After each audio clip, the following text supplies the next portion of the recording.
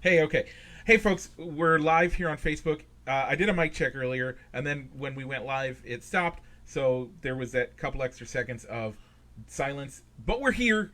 Welcome to those listening in podcast land, and also those listening in YouTube. Rich, you're here. I'm here. And there's this bald guy over there that looks a lot like me. It's my dad. Rich, you say hi, and then after he's done, Dad, you say hi. Hey, hello, to both of the Harts out there in Esterville. So it's been a nice day up in down in the Quad Cities for me. We had a little bit of an internet issue on Thursday because Mediacom damaged my fiber line, but we're back up and running. That's why you pay a premium, isn't it? So that they can damage it for you. No, I he's on Metronet, and Oh, I'm on Metronet now, and they damaged our line when Mediacom was laying some new lines. So I guess them wrapping a fiber line in electrical tape didn't solve the problem. so Dad, say hi to everybody. hi everybody. Okay, so we are live, and Rich, we got a big show for you. A lot of stuff to talk about. New ranking system that we're gonna kind of explain a little bit this week, and then Dad is actually gonna take the reins on explaining some of that, but he's also gonna explain. He's gonna give us their rankings versus what Rich and my ranking are. We have that, plus we have the NASCAR corner. Rich, what else do we have today? You know, we got to talk the Cubs baseball. Do For we another have couple to? weeks. We do. There's only Okay. 2 more weeks left of it, though. And then we can maybe just focus on the Chiefs. Wait till who are next playing. year. It's already past that point. Oh, It's yeah, I been know. It's been wait till next year since about July 31st, July Yeah. 30th. Exactly. Yep. But we still got 2 more weeks to do a Cubs week in review, and then we can just talk about teams that are playing good baseball because they're going to be in the playoffs. Yeah. And then we'll be hitting up the NFL, giving you a recap of what happened with our predictions from last week, and giving you some predictions for week 3, Mike. So, Mike, what time is it? It's time to roll the intro.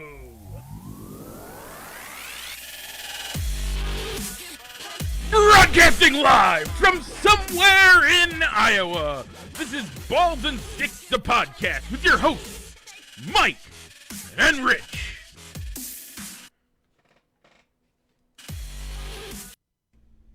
And we're back. So, let me get the camera so we're back. Hey, so we're back. Okay. First things first, the poll question of the week. I think this is one of the bigger ones in this one. So, Dad, our poll question this week, we're doing a tailgate food special here. And this week's poll question was, for tailgating, do you like burgers or Polish sausages? Dad, what's your answer to that one? Polish sausage. They kind of bite back a little bit at you. Yeah. Rich, what were your thoughts? I went with burgers. Okay. I too voted for burgers. Well, if we include Dad's vote, it is actually a dead heat. But because he doesn't have Facebook, he doesn't get a vote on the poll. Burgers win 6-5 over Polish sausages. Move on to the next round of our tailgate special. So, especially the burgers that I have in my freezer right now. Hanson beef. Yeah, we got a lot. We got a quarter cow, and I have a lot of hamburgers up there that are ready to go. So. All right. So, this week, we're going to put 3 things and wrap up the grilled category, Mike. Okay. And we're going to go bratwurst, hot dogs, and I'm going to move chicken from more of the smoked category we're going to move that over to the grilled instead. I agree with that. That's a good call. So it'll be three choices. You can only choose one: bratwurst, hot dogs, or chicken. Next, you'll have to tell me what you want on that one, Dad. Don't tell me now. Tell me after the show, and I'll put your vote in. Kind of. All right. Okay. So he can cast his vote under your mom, Sue Hart. She does the Facebook. Yeah, but she has her own opinions. Okay, I see. So, with that being done, let's head to the diamond and talk Cubs baseball, I suppose. They went 1 and 4 from show to show. Yeah. Mm-hmm. 1 win. I'm pretty sure that's what I said they were going to do, too. Yeah, I think you did. So rough doubleheader loss as they got blown out really bad. yeah, it's your brother's fault, Really by the bad. way. That's right, because he went to the game on Friday. He went to game both 1. games. I thought he went No, to... he went to. Nope, they only had tickets to 1. It was a split doubleheader because there was a gap in time between when game 1 ended and game 2 started. So they got to charge people twice. So he decided that he was going to go to the Cubby Bear. Is that where he ended up going? I think it was the Cubby Bear. Yeah. Yeah, he went to Cubby Bear for food beforehand. And Rich, where are you supposed to go every time? El Burro Mexicano. Yeah, you got to go to. It's a little Mexican joint that's literally right next to the L, and it's right off at Wrigley, and their food is delicious. Like, I think they are the best tacos I've had at a Mexican joint. I thought we always got the burritos. Yeah, you can get burritos, you can get tacos. They have lengua. Oh, it's so good. Yeah, go ahead. Yeah, he was at the game. It was an unexpected visit. It wasn't a planned visit. He got a last-minute call from Grandpa Frank to see if he'd want to go to the game with him for his birthday. Yeah. So nice. And Grandpa needed a ride to the game. So and we all know a bad day at the baseball park is better than a good day anywhere else, right? Even if the Cubs are getting obliterated. Even if the Cubs are taking a loss to your Cardinals. But yeah. So Rich, you have some information on here you wanted to talk about? Yeah, but for the Cubs this week, let's see how many games that they could win this week. How many games they're going to lose this week? Yeah. All right. So they got to finish up the weekend with the Cardinals. That'll be the last 2 home games of the year. And then they hit the road to finish out the year, playing 3 in Pittsburgh and 1 at St. Louis before we go on air again next week. So, thankfully, we're playing Pittsburgh. So 6 games. We're playing Pittsburgh. I think we can win 2 of those games. Wow. It's Pittsburgh. It's the Cubs. It's Pittsburgh. The Pittsburgh's way worse than the Cubs. I thought the Cubs were a AAA team now. Basically, but it feels like it. It feels like it. But isn't Pittsburgh like a high school team? Yeah. So I'm gonna go with 2. Rich, what's your prediction? I think I got to go with 2 as well. Dad, do you want to weigh in? I don't think they're going to win 2 at Pittsburgh. Okay. So do you think they're going to win any? I think they'll get 1. Okay. So Dad's on the hook for 1. You and I, Rich, take the 2. And then you want to give us your link and... Yeah. So a weird thing kind of happened in the Blue Jays Rays game. Kevin Kiermaier was coming in to try and score from third base. He slides into the base, gets tagged out, but notices something falls out from the Blue Jays catcher's wristband. Oh. And he picks it up, and it was a data card, which is kind of like the Blue Jays game plan on how to pitch to the Rays. Ah. So he picks it up, he stays there for a little while, picks it up, goes back to the dugout. He claims he did not look at it, did not try to see what was on the card. He handed it to their like positioning or like the coach in charge of like data analytics inside the dugout. Okay. So I guess Rays manager Charlie Montoyo sent the bat boy over to the Rays dugout to ask for it back, and they declined to give it back. Well, I mean, it's always nice to have what somebody else has for a scouting report on you. I would agree. I mean, I don't think Kiermaier did anything wrong picking it up. He didn't. Maybe he knew what it was when it was laying on the ground. Maybe he didn't. But I mean, he said, I'm not going to look at the thing, but at the same time, I'm not going to go and give it back either. Yeah. Why not look at the thing? Well, I mean, he gave it to the analytics guys, so they're going to look at it. Yeah. So yeah, it's all good. It's a baby. Yep. You Babies guys, cry. Rich, It's you all and good. Dad talk while I'll be right back. Okay. I don't think looking at it is any worse anywhere in the same universe as the Astros stealing the signs. With the camera and the garbage cans and all that business a couple years ago. Okay. And that's fair. I mean, I like Kiermaier's response to it as far as, I mean, because all they do, I mean, the Rays being a very analytical based organization, I'm sure every player has some sort of card in their back pocket for defensive positioning and everything. So he could have easily thought that, hey, maybe this was my card, and he picked it up so the Jays couldn't get it. But I mean, I think he paid for it the next game as he got plunked, and rightfully so.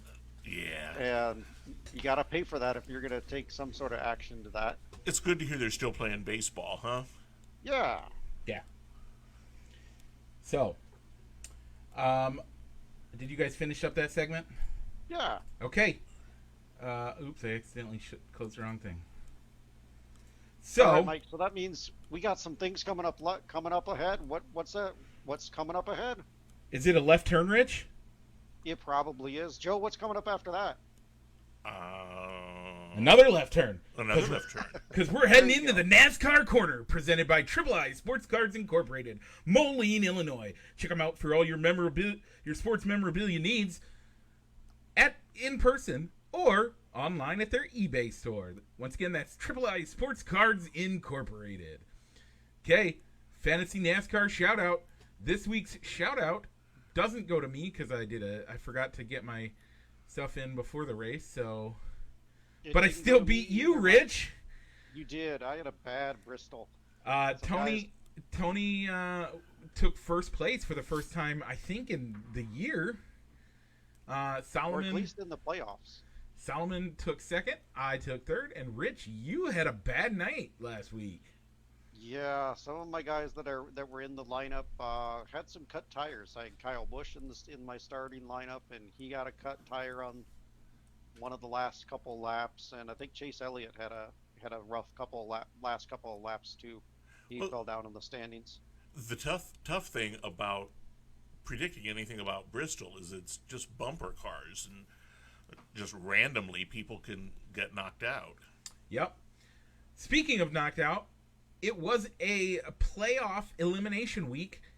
So, this week's eliminations: Tyler Reddick, Kurt Busch, Eric Almirola, and Michael McDowell. Rich, how did our drivers do? Well, with the going into Vegas, currently our preseason pick and our postseason race predictions. My pick of Martin Truex Jr. is currently second in the standings. Mike, your pick of Kevin Harvick is 12th in the standings. To Ouch. where if going without the results of the next three races in Vegas, Talladega, and the Charlotte Roval, he would be below the cut line to make it to the next round. Yeah, he needs a win. He's got to get a win, yeah. All right. As far as playoff standings in the fantasy NASCAR playoffs, with my bad performance at Bristol, I actually dropped to second place in the playoffs. Wow, yeah. Solomon is leading the charge in the playoffs with 660. I have 632 in second place. Mike, you're in third place with 600, and Tony is bringing up the rear with 474. Yeah, that's all right. But overall, Rich, you are in the lead with 5,367 points. Solomon's in second at 5,029 points. Tony's in third with 857 points. And I'm bringing up the rear with 4,471 points.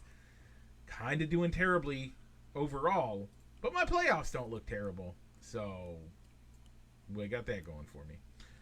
All right. So if you're playing Fantasy NASCAR with us, make sure to make your picks, put your bonus picks in, but also make sure to watch your uses, as you only get to pick any driver, playoff or non-playoff, 5 times over over the course of the playoffs. Yep.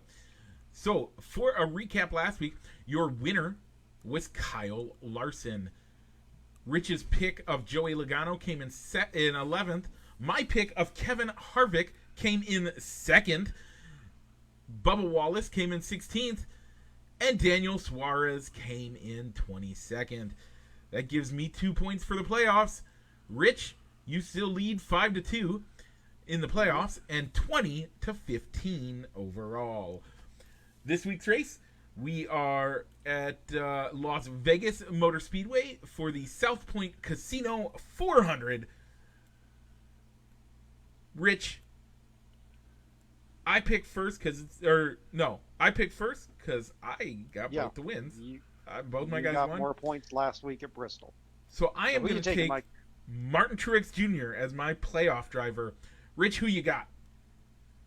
I'm going to go with Ryan Blaney of Team Penske. Okay. And Dad or Joe, who is your playoff contender to win the race? The hometown boy is my pick, Kyle Busch. Okay, I'm sorry for that.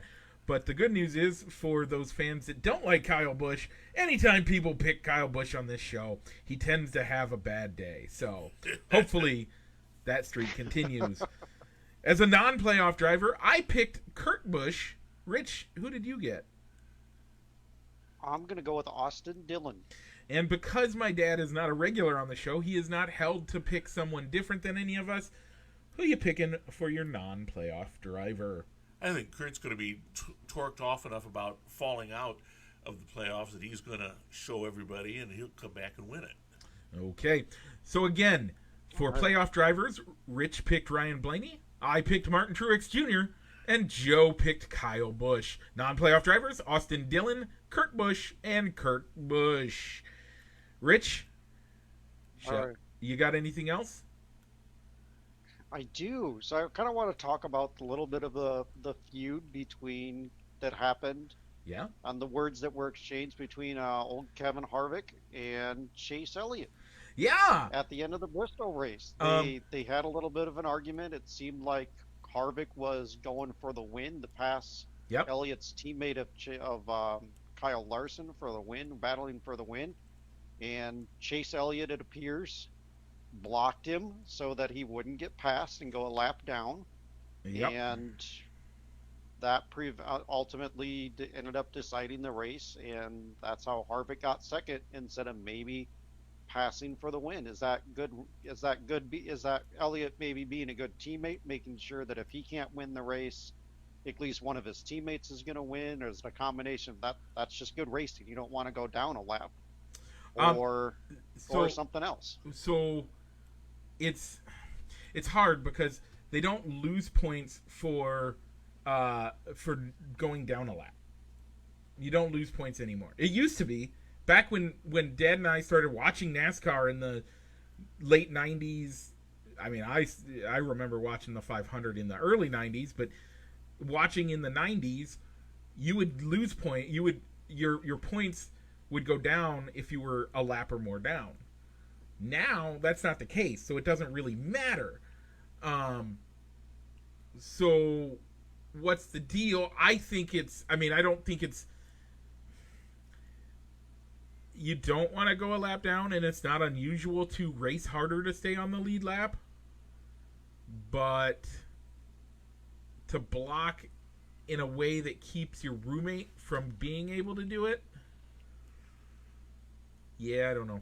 I'm not sure about that one. Harvick wasn't in the lead at that time, was he? I thought he was. He was in the lead. He was in the lead. He was in the lead. He was passing for putting a guy lap down, and the block made him slow down enough to lose second. Wow. Yeah, to where he lost the lead. Yeah. Because Elliott was choosing to block and stay on the lead lap. Yeah. So I think Kyle Larson to pass for the lead. I mean, I think he never gave it up after he got it. I think it's good teammanship as well. If I, as a teammate, that's what you want to do. We see, so it's unusual for us to see in NASCAR. That's team racing is not as much of an emphasis in NASCAR as like Formula One, where they legitimately have a guy come into the pits so that when the leaders are coming by, he comes, like, the teammate positions himself so that he ends up blocking somebody to help his teammate out. Like, that's a regular thing in Formula One. Formula One is more about the team standings than it is about a person standing, and so it's much more of a big deal. It happening in NASCAR does not surprise me, and I'm not. As a guy who likes Kevin Harvick, I think that I would be upset a little bit. Shout out to Solomon's wife Lacey. That's her favorite driver. She's a Kevin Harvick fan. Has been for years. And if I were her, I mean, I can only imagine how upset she'd be. So, what's your thoughts? I'm just surprised at the reaction. I'm surprised that Harvick, being a mature guy, flew off the handle so significantly. Yeah, I'm not. He's had a frustrating year. I think this would have been his first win. Yeah. Of the year. Yeah, he's winless. That's not normal for him. He's used to having wins, so he's sitting here like, I'm going to get my win to get this monkey off my back. 15 years ago, Harvick would have punched him. Yeah. He didn't throw a punch. Yeah. He didn't throw a punch, people. So I'm actually okay with the reaction. I really am. Rich, what's your thoughts? Yeah, I think I'm okay with the reaction too. I mean, because he finished second, obviously he was moving to the next round of the playoffs automatically.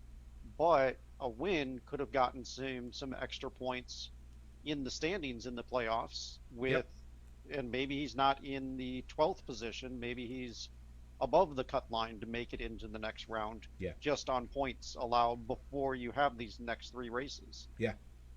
So I totally agree. I think Harvick was in the right on this one, and I stand by it. So anything else? Anybody else got anything before we leave the NASCAR corner? Then, I'm just glad to see that they're at a real NASCAR racetrack this week. I'm not a fan of the road courses, and the putting the short tracks in the playoffs. I think again. I think NASCAR was built on short tracks to begin with, and then they added in the super speedways. The lower series was built on the dirt tracks. And such, the lowers were, but NASCAR in general, the super speedways were the outliers for 50 years. But that's why I'm glad we're at a 1.5-mile track. But 1.5 miles Charlotte was the only one for a long time. And then they made all of these 1.5-mile racetracks. That was a product of the late 90s, early 2000s. We were going to places like Dover and Martinsville and Bristol, like those were the norms. But even Dover at a mile is a much bigger track. It is. There's more racing going on than cornering, and it's more about the equipment. But at again, those bigger tracks. I think short tracks are a staple of NASCAR. I can agree with the road courses. I think that the road courses seem a little, especially the Roval mindset. I don't like Roval mindsets. One or two of them a year maybe, but having 3 of them in 1 year, we don't need that. It's nice to go visit, Watkins Glen and Sonoma and those places. Yeah. But do that once a year and don't take the race cars away from their base. But you're a big so little history. Joe came into NASCAR. You have to admit it. You kind of rose your nose and looked down on NASCAR for most of the 90s. The late 90s, you started coming into it. Yeah. And that was when 1.5 miles were the big thing. You came into it in the 1.5 mile world. Yeah. I've been a fan since the early 90s and remember watching races before that with Mom, and you used to make fun of us for it. And so now that you're a fan of NASCAR, you came in the 1.5 mile era, and so I understand why your concept is that way. I just disagree. But this has been the NASCAR Corner, presented by Rich has. You got something else?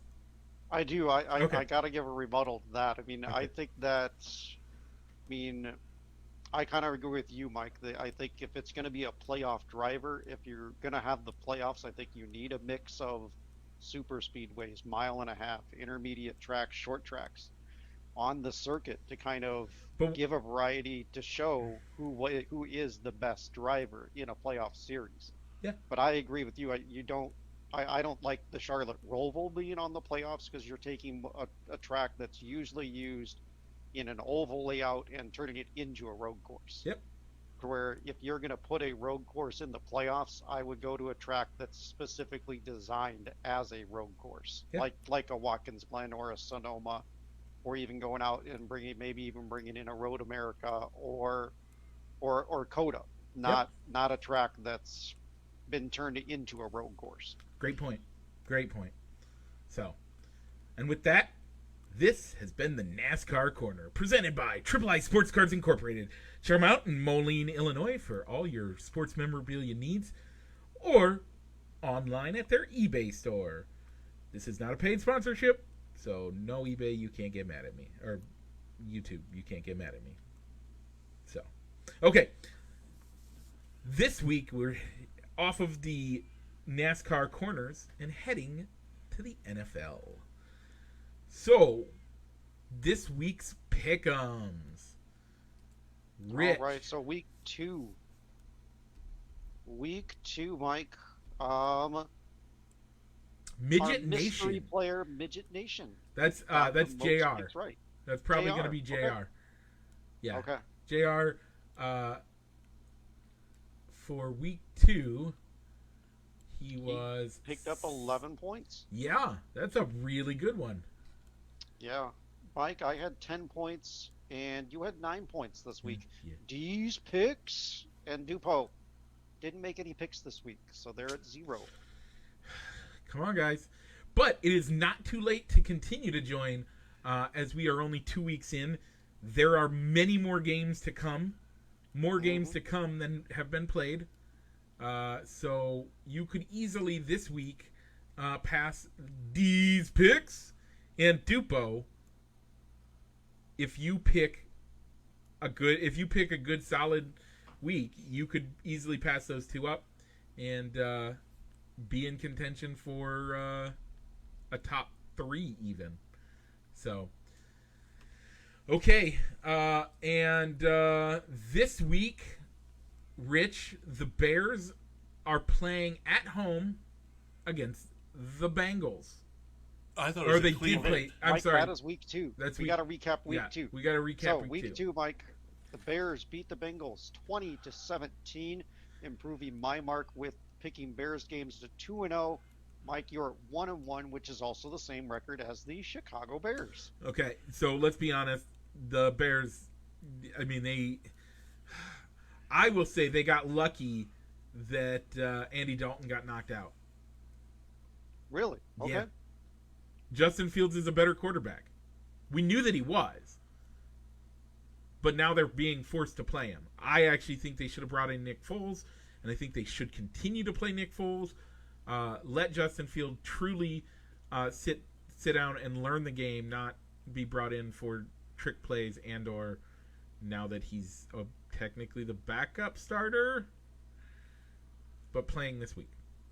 Yeah, I mean, by all means, the defense won that game for him, forcing 3 turnovers out of Joe Burrow because Joe Burrow didn't stop throwing the ball. They didn't adjust their game plan after he threw 3 straight interceptions. Yeah. 3 plays, 3 interceptions. They still were throwing the ball, didn't adjust. So it was a good win for the Bears. Yeah. And I think, and I said it. I've said it all year, heading into it. I think Justin Fields makes the team a better team, but I think he still probably needs some time, and hopefully a good draft of on a great offensive line in order to keep him safe next year. But I doubt that'll happen. But is he a real NFL quarterback? Yes. We've had so many of these gimmicky quarterbacks come along and get hurt. Is Patrick Mahomes a real NFL quarterback? Yes, Patrick Mahomes could sit back and throw for 400 yards. I don't know that Fields can. I see Fields more as a poor man's Lamar Jackson, who's not going to throw for more than 200 yards, and I don't think he's going to get 100 yards rushing. I think, but the Ravens still win despite that. Maybe that he's not a traditional pocket passer. But Dad's saying that that Justin Fields is not as good of a non-traditional quarterback, right, as Lamar Jackson is. I would say they are different in their talents. I do not disagree that I think that Fields is not as good in a non-traditional sense, but I think he actually is. I think he's a better traditional quarterback than Lamar Jackson. Really? Yes.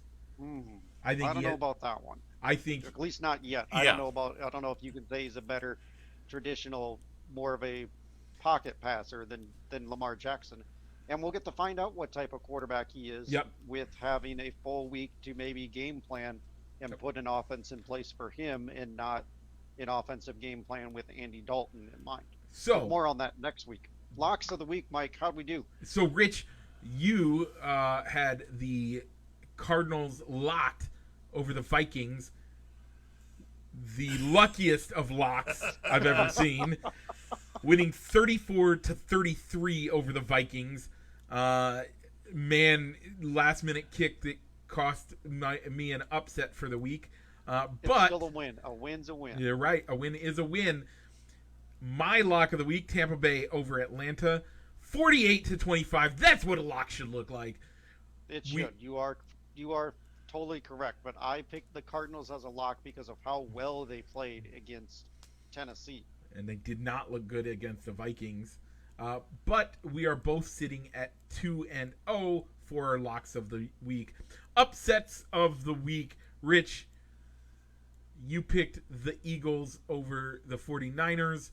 Unfortunately, they lost by 6 points with a score of 11-17 in favor of the 49ers. And then I went and picked opposite of your lock for an upset and picked the Vikings over Arizona in a last-minute kick. I feel so, legitimately, could the Vikings pick any worse for a kicker in a clutch moment? This has been their history. Vikings fan, I feel bad for you if you have a chip shot. This was basically a field goal. By the way, he missed a field goal earlier in the game. An extra point. He missed an extra point earlier in the game. And then he kicks basically the same distance and shanks it. You were just trying to score points with your father-in-law by picking them. I wasn't. I really did think that they were a better team than Arizona. I think they played a better game than Arizona. They just got a kicker that sucks. I mean, didn't the Vikings broadcasters think it was good? It's good. It's good. Oh wait, no. Yeah. It missed. Yeah, I can't believe it's happening again. It was terrible. Thursday night football. Panthers at Texans.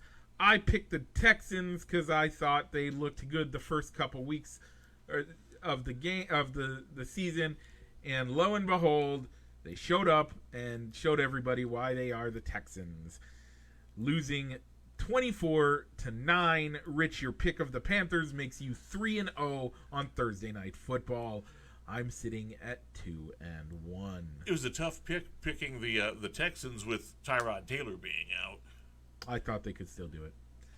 So. He wasn't ruled out until after we did our show. It was after the show. So, okay, week 3, Rich. Browns Bears. Who you picking?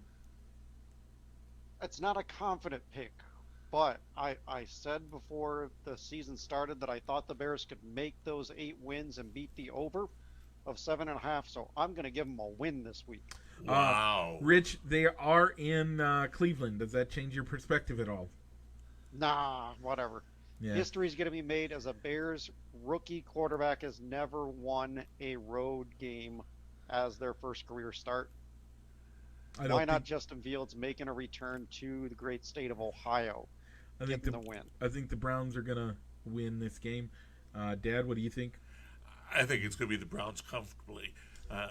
The Bears' defense will keep them in the game, but I don't think they're going to generate enough offense to win. Okay. Lots. Well, before I move on, though, yeah. What's one thing the Browns do really well? Screw up? Yeah. No, I was looking for they run the football. They do. What's one thing the Bears do well? Stop the run of the football. That's so it's true. going to put the game in the hands of Baker Mayfield to make plays as a passer. But Baker Mayfield can do that. I thought they were saying that Odell Beckham was going to be back this week. Yeah, but Odell is more of a problem than a help for that team. But he'll stretch the field out and keep the Bears from being able to put 9 in the box. But it's his first game back from injury. Yes. And he'll stretch the field out, but yeah, I don't think it'll be... He is not the superstar we all thought he was when he made a one-handed grab in the Super Bowl. Like that's true. He's not an elite receiver, I would even say. Yeah, he hasn't been the same since he went full diva and got his way out of New York. Yep. Because he didn't want to be with the Giants anymore.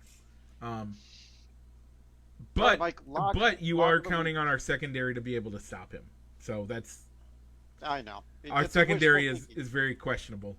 It's wishful thinking. Yeah. I'm wishful thinking and I'm being optimistic, so I'm going to pick the Bears. Okay. So, Mike, lock of the week. It's an odd week, so you have the honors of picking the matchups first. So I am picking the Bills against the Washington football team as my lock of the week. I like that as a pick. I'm going to go with a much safer lock of the week after getting a little bit of a scare last week. And I'm going to go with the Denver Broncos over the New York Jets. Okay. Joe? I want to go prime time. I think the Cowboys are a much better team than a 1-1 record, and I don't think the Eagles are near as good a team as their 1-1 record. So I think the Cowboys are... By the way, folks, this is coming from the guy who his least favorite team in the NFL is... The Cowboys. The Cowboys. Like, legitimately, his least favorite team is the Cowboys. But he is picking the Cowboys this week. So it is in the book. We'll let you know how we did next week. I'm going to go way out on a limb. I'm going to say they're going to win by 3 touchdowns. Ooh. I don't know that I would put that in the outline. We'll put that. Yeah. We're gonna put it in there. See how your prediction comes. 3 touchdowns. Okay. Yeah. This week's upset alert of the week, the upset special: Atlanta over the New York Football Giants. I don't know if I like that one, Mike. As Atlanta just doesn't seem to be playing defense and being able to slow anybody down. And yeah, but they have to slow down Danny Dimebag. You and I could slow down Danny Dimebag. Come on now. All right. I wouldn't have gone that way. I'm picking the New York Football Giants to win that game. Okay. All right. So my upset, I'm going to go with the LA Rams over the Buccaneers, with the game being in LA and Matthew Stafford and Sean McVay's offense just sort of clicking right now. I love Matthew Stafford. That guy is... I have said it since we've started this show. The one fact that people always forget, the year that Drew Brees set the single season record for yards passing, did you know that 2 people officially broke the old record? And do you know who that second person was? Matthew Stafford. I think the Rams are going to get in the playoffs and win a playoff game, but that Buccaneer team is just a machine right now. Yeah, I think they have some holes, and I think that the Rams will be able to take advantage of it. Really? The Rams have, I would say, at least the number 2, top 3 defense in the league. They have one of the top 3 defenses in the league. But the surprising thing about Brady this year is how much faster he is getting the ball out. So I think he's going to neutralize Aaron Donald. Yeah, but their secondary's great.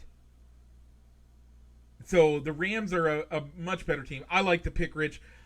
Didn't pick that way, but I like to pick. It's a great upset pick. Dad, your upset pick of the week. I think the Saints are going to beat the Patriots in Foxborough. I think that's a pretty decent pick too. Okay. Jameis Winston's been inconsistent enough that it's going to be his inconsistent good week, and he's going to have some success. I'm not a fan of rookie quarterbacks. I don't like throwing rookie quarterbacks straight to the wolves, and I don't know that Mac Jones can hold his own. Yeah. I mean, the Saints play good defense too, but I mean, Bill Belichick is good about taking away the one thing, at least taking away that one player and game planning him out of the strip. So I mean, if they want to get the run game involved. By the way, I need to correct you. Alvin Kamara involved. He's probably going to be the player that Belichick is going to scheme against. Agreed. I'm going to correct you real quick. His name is McCorkle Jones. Oh. So let's refer to him as such. It's actually Michael McCorkle Jones. So we will refer, if he wants to go by his middle name, we will refer to him by his middle name. McCorkle Jones. I don't think he's going to do that. That's not a football name. No, it's not. That's Mac the guy is much better. McCorkle's the guy that gets beat up by the football team. Yeah, gets stuffed in a locker. So this week's Thursday Night Football, Bengals Jaguars. Yawn. Is Urban Meyer going to make it through this entire game without either A, having a heart attack, or B, just handing his clipboard off to someone else and going out to USC to take that job? I don't know, with how poorly he's acquitted himself so far coaching men, that USC, which has generally been a progressive offensive team, I don't know that he can coach a USC anymore. People have said that about him in the multiple places he's gone. People said that they weren't, because he had retired once and then went to Ohio State, and people thought he couldn't handle Ohio State. And what'd he do? He showed up. I think he can. He's great in college because he can turn over a team in a year. You can't do that in the NFL. So, Rich, who you got? Bengals. Joe, who you got? Bengals. That makes three of us. Bengals are going to win that game. Jaguars are going to lose, and I pray that we don't have Urban Meyers laying dead on the field because he had a heart attack. Kay. I also hope that Khan doesn't come down and kick his butt. Yeah, that's true. Yeah, so, that's folks. True. Shane Khan, yeah. Yeah. We are at that part of the show where Rich and I give our power rankings. This week we are adding some new numbers to our power rankings. We are using the ELO method to determine the ranking of our teams. This ranking will be brought into our actual power rankings very soon. So Rich and I will give you our eye test, and Dad, you will be giving us our the ELO ranking, and I will give our official power rankings as they sit. Sound like a plan, everybody? Go for it. Sir. Okay. Rich, do you have yours written down so I can sort this out in a little bit different way? If not, we can leave it on. We're fine. We're fine. We'll leave it this way. Okay. First place. I think everybody has the same thing. I have the Tampa Bay Buccaneers. I put the Buccaneers as well, and I do have it written down, so you can sort by the power rankings if you want to put them in that order instead. So yeah, I went with the Buccaneers as well. The Chiefs lost, so that's why I kind of had to move them down, and the Bucs won. Okay, and our power rankings also have them in first place. And how does our ELO standings sit? Same thing. The Bucs ahead of the Chiefs. Okay, so he just gave us the number 2 for the ELO rankings. Rich, your number 2, please. I went with the LA Rams. I too went with the LA Rams. Our power rankings, our power rankings actually have the Arizona Cardinals. Ooh. Yeah. I just did some. It's the way our math worked. ELO really doesn't like the Cardinals. We'll get to that in a second. Who does the ELO have at number 2, Joe? Chiefs. Kansas City Chiefs. Okay.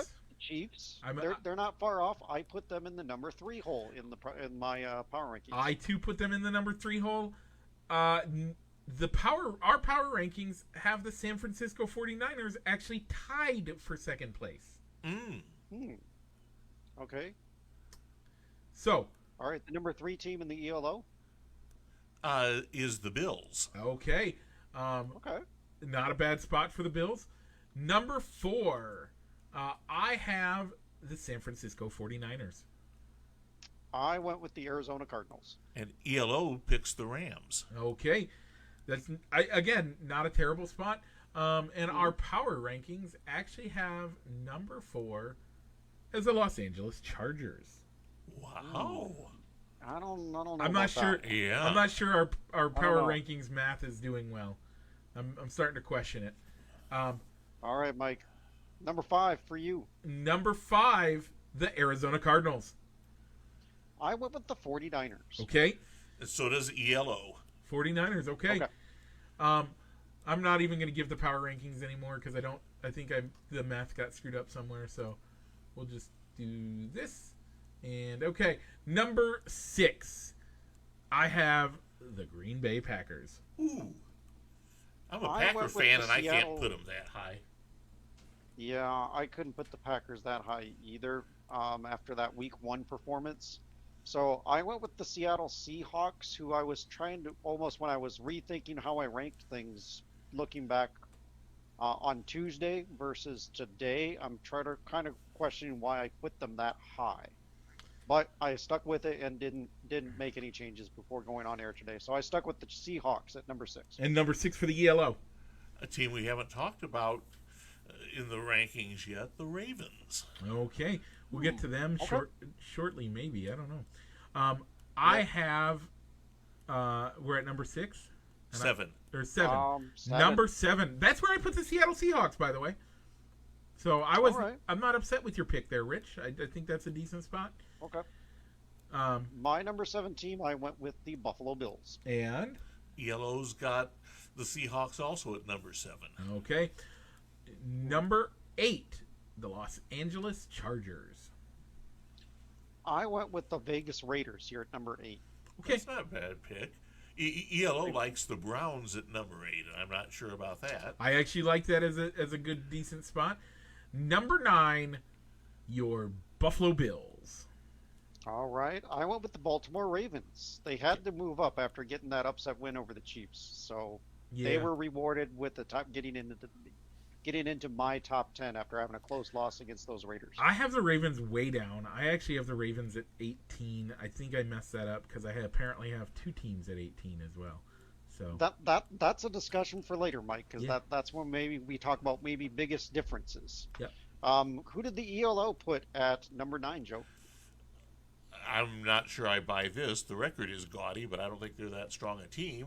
Denver Broncos. I think the Denver Broncos are a good team. I think that's an okay pick. I think they're 2-0 only because it's early in the season. They haven't seen anybody. I think they are a great team to look for upsets this year. They look All for right, them Mike, for so a lot let's of your upsets. round out in the top 10. Who do you got? Nolan Saints. The New Orleans Saints. This is where I put the Packers. Okay. So does They ELO. redeemed themselves. Yeah, they redeemed themselves with that win against the Lions. For me, it's kind of hard to have the Saints up at number 10, in my opinion, because to me, it seems like you had a great game against the Packers, and then you kind of fell back down to earth against the Panthers.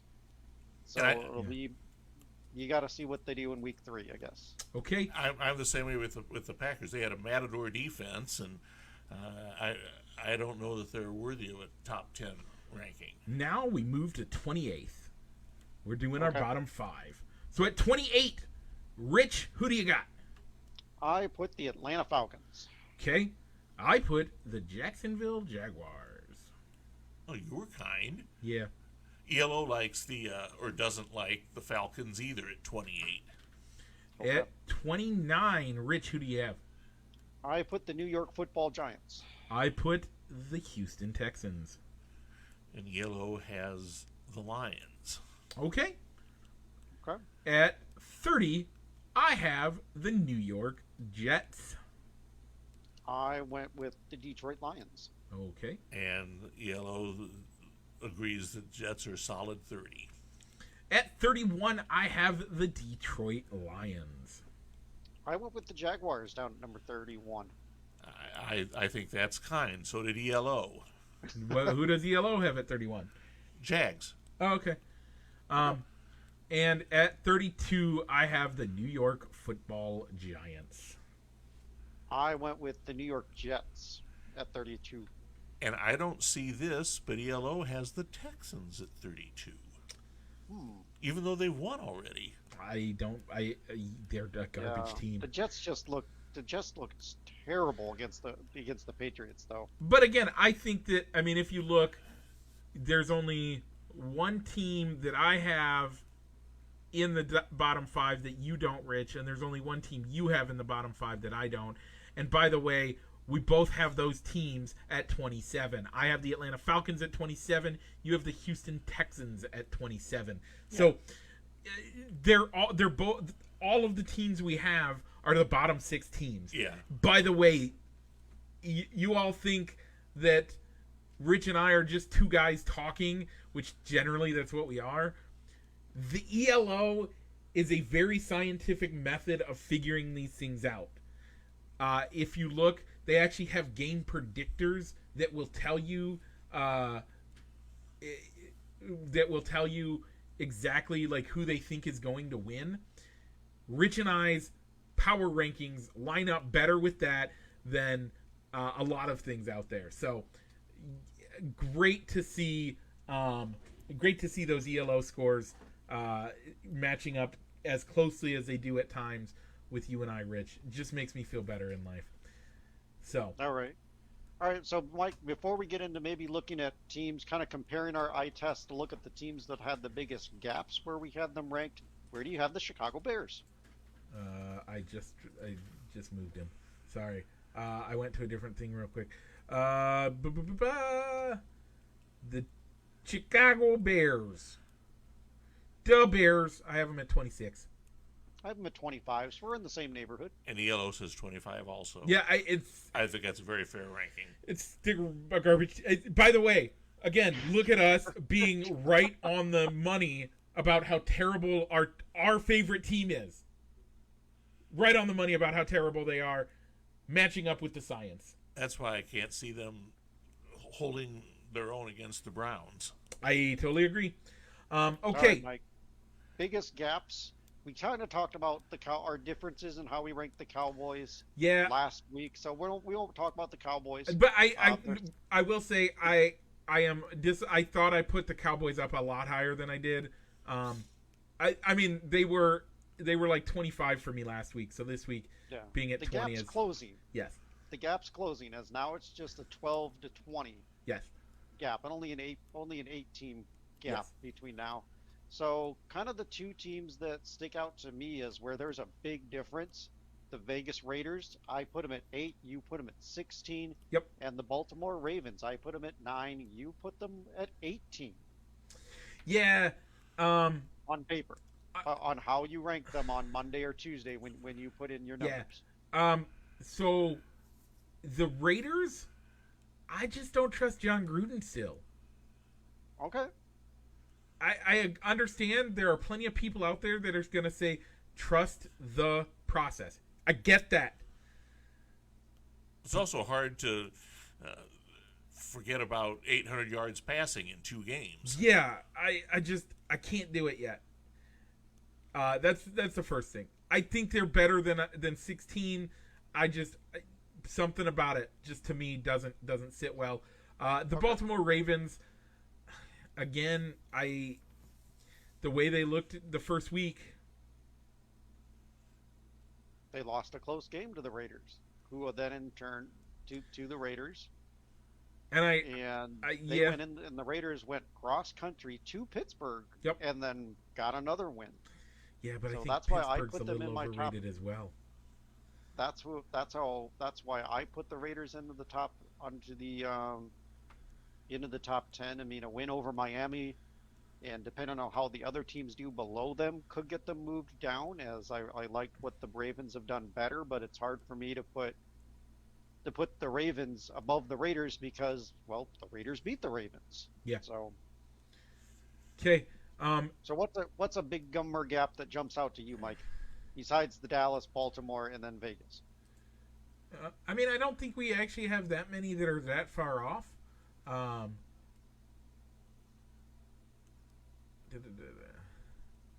The one real surprise I see in the ELO rankings Yeah. is Panthers at 17. Wow. They're below the middle, even though they're 3-0. Yeah, but it's the Panthers, and I have them at 23. Rich, you have them at 19. You're on the Patriots, is who you're highlighting, Rich. Oh, okay. I put them at 19. They've still got a good record. Yeah. We'll see what happens as they play tougher teams. Yeah.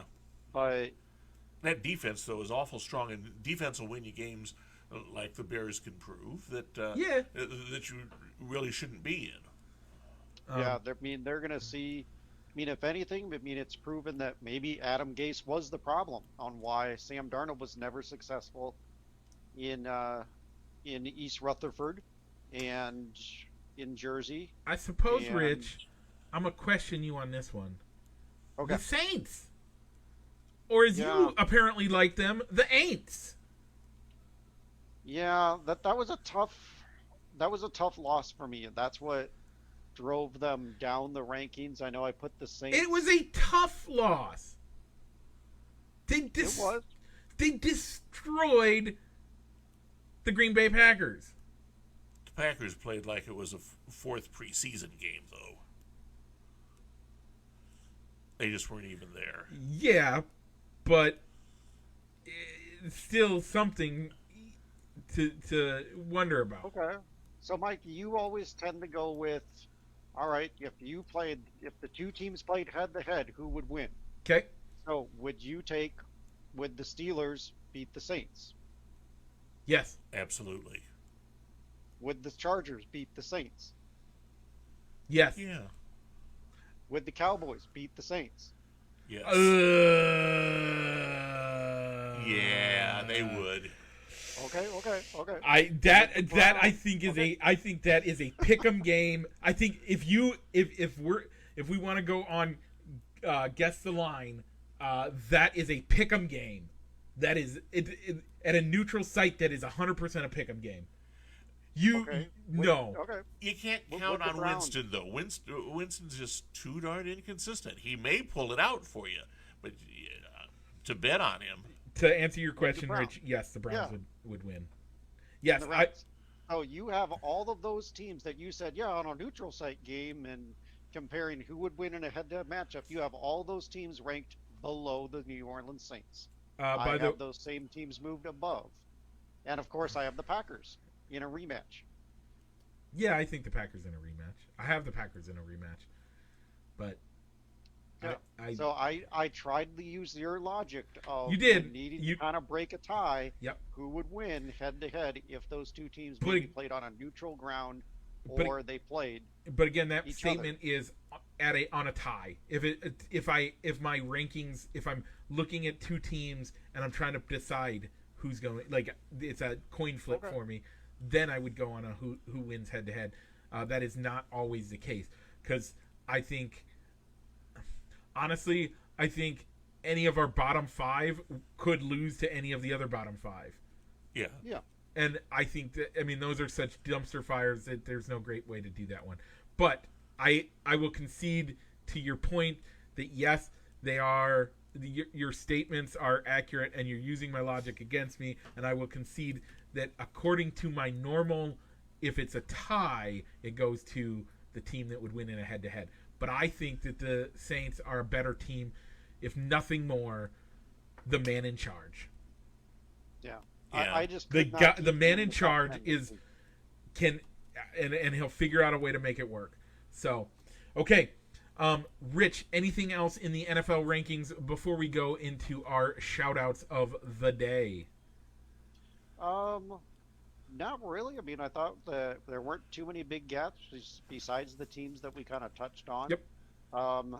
Anybody maybe below the 20th, maybe anybody below the top 20, in your opinion, that could start moving up in the rankings.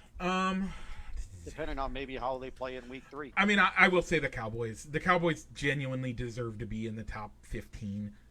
But again, it's the Cowboys, and I have a hard time putting them there right now. If they show up this week and look good, they probably end up in the top 15 for me. I would look for them to be big movers. But on the converse, if the Philadelphia Eagles show up and win, look for the Eagles to jump up a couple spots, maybe getting out of that 20. Again, with the NFL, with the NFC least, you kind of have to look at who's going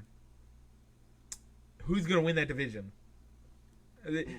My ultimate with the NFL, the NFC least, is who's going to win that division. They're the highest ranked player.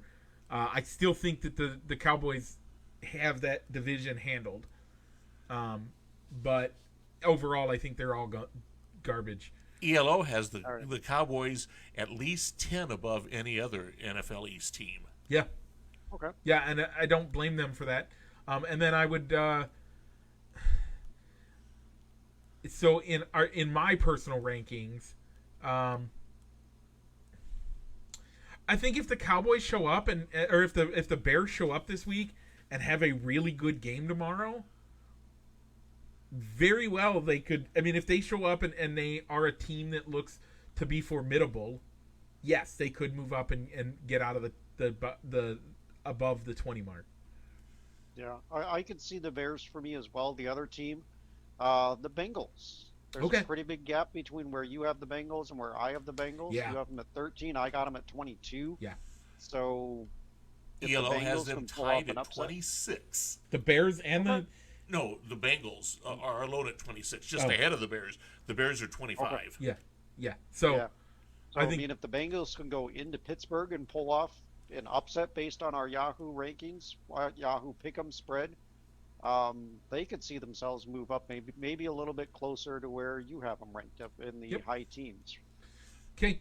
The team that I see that could be a surprise getting out of the 20s, and it's very conditional, is the Colts at 23, depending upon Carson Wentz's ankles. He's been very so much fragile his whole career. You can't count on him. That's a very good call. They are the essential team that is one quarterback away. And by the way, they've been that for the last 2 years. In my opinion, you have one more year. You have one more year where your team. They generally say your window in the NFL is 4 years for a team to stay together and be solid enough to do something. They wasted one last year. They look like they're wasting this year. Are they going to make something of this great team they put together minus a quarterback? I thought they made the playoffs last year with Old Man Rivers. They did. But again, But they were playing a quarterback that was on borrowed time. They knew he was going to be done at the end of the year. And we all know, they are a better team than Phillip Rivers, I would say, even. Phillip Rivers was good enough to get them to the playoffs.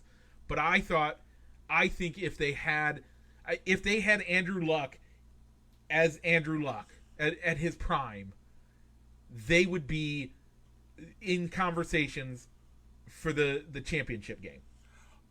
Are they better with Carson Wentz than they were with Phillip Rivers? No. Rich?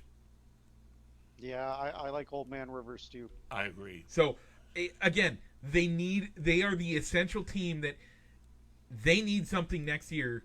Otherwise, I don't know that next year and the year after, they start going downhill. Because they're not going to be able to keep it together. Because they're gonna have their Guys say, if I'm not winning a championship, I'm not re-signing. See ya. I know we have a great thing here. They've still got a lot of good players on rookie deals. That's true. And the guys that they but those those veteran leaders are locked into long-term deals. But so those rookie deals start coming. I mean, the rookie deals last 4 or 5 years. So a lot of those started a year and a half ago, 2 years ago. So we're getting to that point where we're heading to being at that point that they are going to start losing these guys. That's where we're at. So, okay. We have 2 comment shout-outs. Ooh, a first time. I don't think we've both ever for the had same that person, many on though. our show. We've had 2 comments. Well. Yeah. Bob Driscoll says McCorkle. Didn't he plays in a leather helmet? Yeah, McCorkle. The type of the name sounds like somebody that should be playing back in the 20s and the 40s, or the 20s through the 40s when they were playing with leather helmets.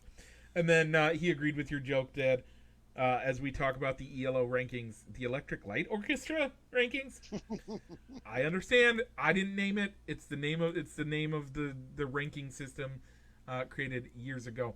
Rich, any personal shout-outs today before we take off? I do. Yeah. I got 2 birthday wishes to shout out from earlier this week. My father-in-law, Ron, his birthday was on Thursday. And the next day was my brother's birthday. Okay. Josh. Well, happy birthday to both of them. And my special shout-out is to Bethany and Tyler. Bethany Phillips and Tyler Allen getting married today. Soon to be Bethany and Tyler and Bethany Allen in about 4 hours. 4 hours. 5 hours, yeah. So, folks, thanks for joining us this week. We got to get going. Longer than we should have gone, but great conversation. Joe, thanks for joining us this week. And I will ask you, Rich, do you have anything else before I ask Dad the question? If you're listening to us on YouTube, make sure to hit the like and the subscribe button if you haven't already done so. On the podcast, make sure to give us a good rating. Yeah. If you're liking what you're hearing so far, and subscribe so you know when our new episodes get posted. Yep. To the various podcast sites. And as always, if you're watching us on Facebook and you want to be a part of the conversation and get a shout out, make sure to watch. Join us live if it's appropriate. Yep. If it's appropriate, we'll read it on air just like we did for Mr. Driscoll, and as well as like our Facebook page and Fans of Balls and Sticks page, so you can know when we go live each week. Yep. Folks, thanks for joining us. Dad, do you know what it's time for? Roll the outro. You have to say roll the outro in a fun way. Roll the outro. That's a weird way to do it.